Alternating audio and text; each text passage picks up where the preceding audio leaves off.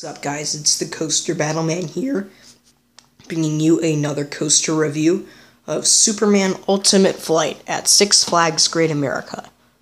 This is a very good coaster. Overall, I think it's the third or fourth best at Six Flags Great America. I haven't decided yet between American Eagle, as I said in my last coaster review, which was for American Eagle. But overall, this ride is very fun, and it's all about the flying motion. And for some reason, I prefer backseat on this coaster, and here's why. It's a lot more intense of a ride. I consider this one of the most intense coasters at Great America. That's how intense this ride is. This coaster has a very intense drop. It has the intense pretzel loop. It's very intense in the back row. And there's also a 0G roll, which are the two inversions.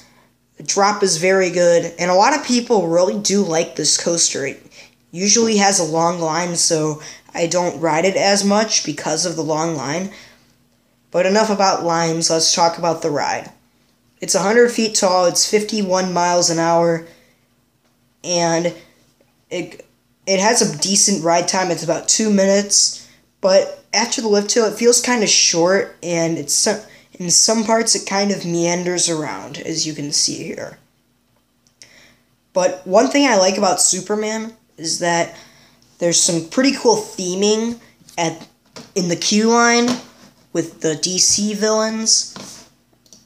And overall, I think this is some very good theming, like showing Lois Lane, Lex Luthor, Superman, Superboy, Supergirl, and a bunch of other Superman villains that you probably have never heard of. And I think this is a benefit to when you're in the queue line. It definitely does save time.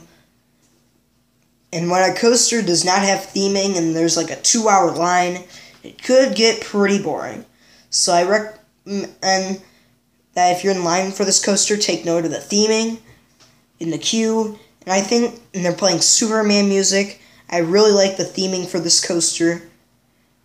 And here is my overall score for Superman Ultimate Flight. My overall score is an 8.5 out of 10. Congratulations to Superman for getting that score. It's a very good ride, but my only complaints are it is a clone, so that kind of stinks. But it's actually a very smooth ride because it's a B&M Flyer. So, yeah. I think the two inversions are good, but it could use a bit more elements. Maybe another 0G roll or something like that. I think that would be nice if there could be a few more inversions. But still, this is a very good coaster, and I recommend to ride it at Six Flags Great America.